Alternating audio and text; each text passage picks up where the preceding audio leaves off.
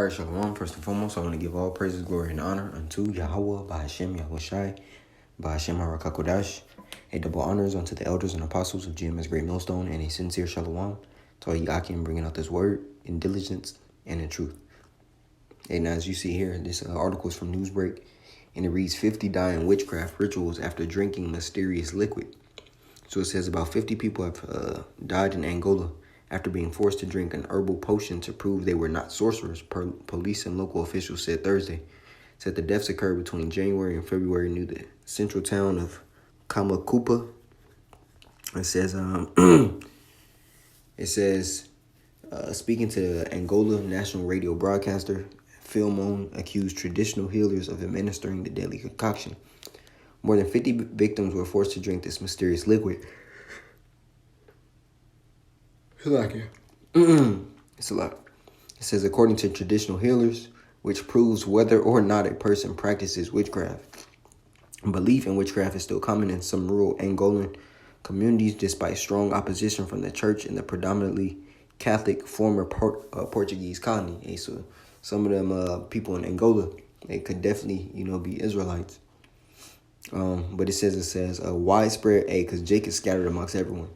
It says, much like, the witchcraft done in Angola, the scriptures tell us that Simeon and Levi are brethren. Instruments of cruelty are in their hands.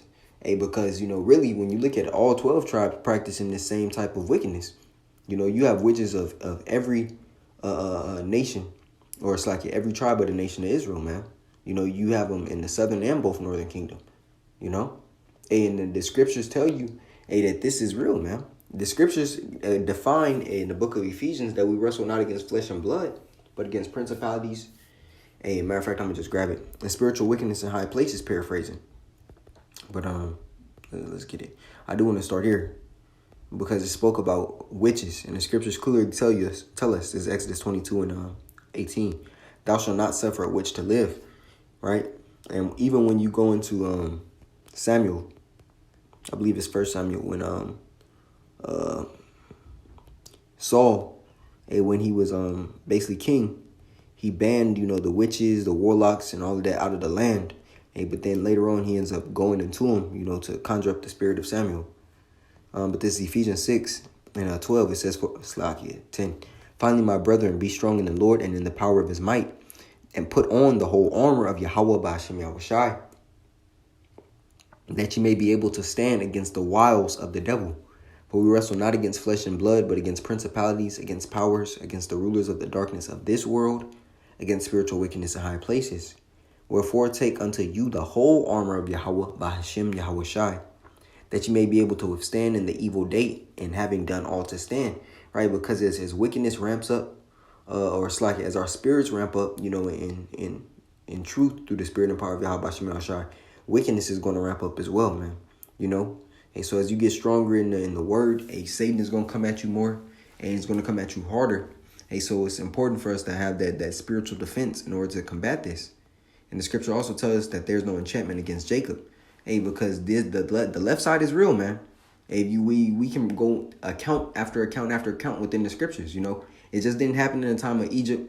When Moses was given a power through Yahweh Bashem Yahushai, and he went into Pharaoh. The scriptures tell you that Pharaoh's Magi's did the same thing.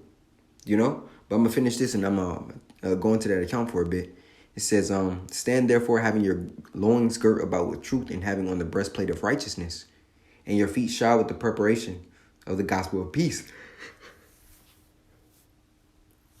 Above all, taking the shield of faith, right? Because without faith, it is impossible to please him. Wherewith ye shall be able to quench all the fiery darts of the wicked, and take the helmet of salvation and the sword of the Spirit, which is the word of Yahweh Hashem Yahushai. And that's the point, right? So these are the tools we have to use in order to combat the wickedness that's done in this earth. Now I want to go to Exodus 7.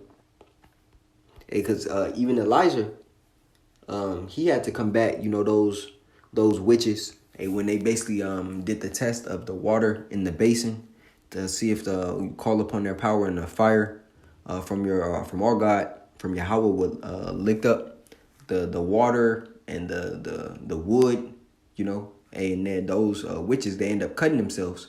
Elijah was mocking him, saying, "Oh, your God must be asleep. You know, he must be taking a day off," paraphrasing.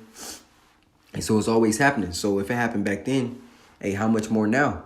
And understand that this is the last time in which, Satan will have this much power, so to speak, which ultimately Yahweh Shema Shai just gave him, this power in order to because Satan works for the Lord, man. It's not like he's doing this on his own, but this is the last time in which, witches and warlocks will be present upon the earth, man.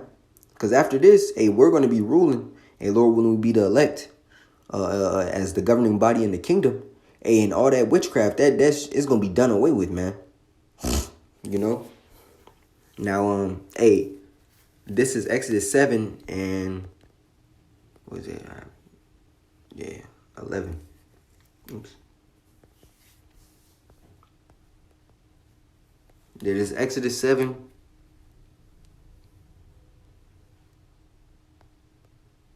I'm sorry, 10. It says, "And Moses and Aaron went into Pharaoh, and they did so as the Lord had commanded. And Aaron cast down his rod before Pharaoh and before his servants, and it became a serpent.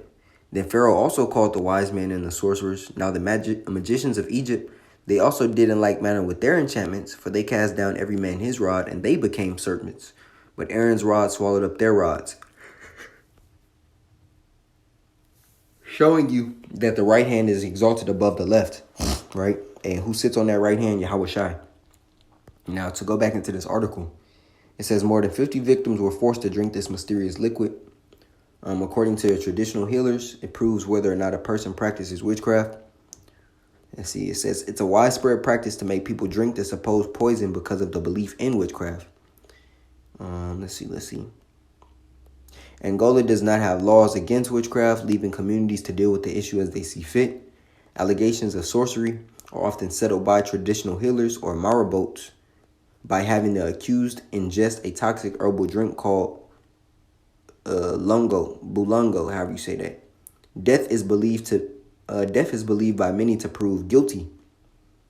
Hey, and it's funny, like when you go into the scripture, how they have you go into the priest. If you believe your woman has committed adultery, the priest makes the drink according to as the scripture says, and if her thighs brought out, she is guilty. So that's now, that's just what popped into my mind according to the scriptures. Just a physical test with that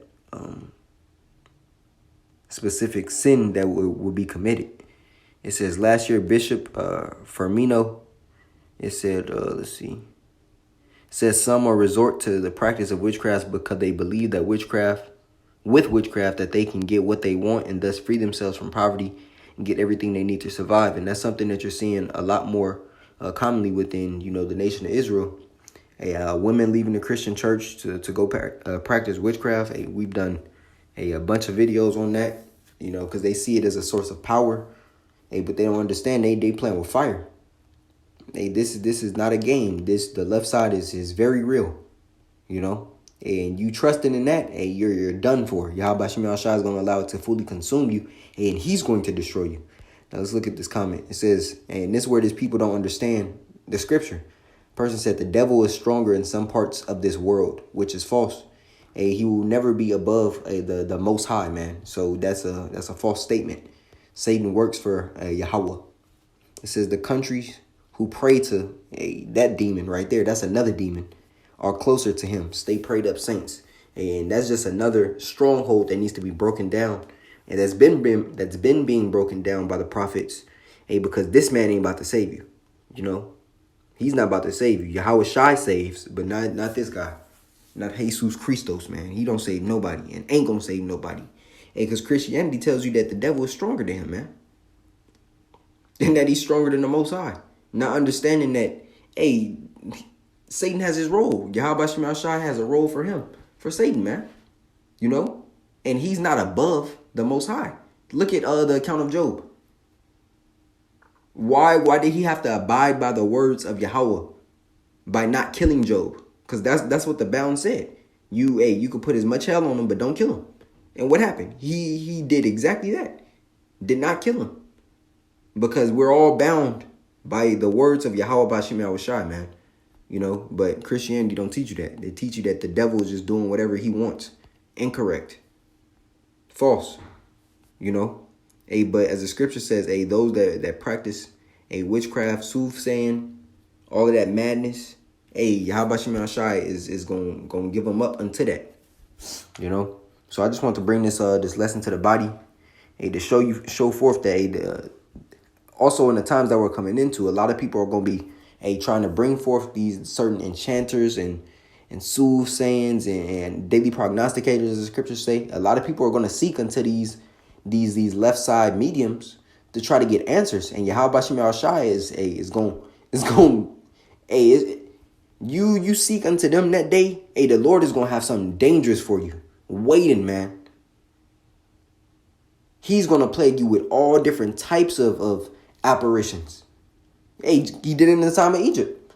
When you go into the book of Wisdom of Solomon and it speaks about the plague of darkness and how that just messed up their minds. How they went to sleep and weren't able. How just the sound of rushing water would terrify them and scare them to death.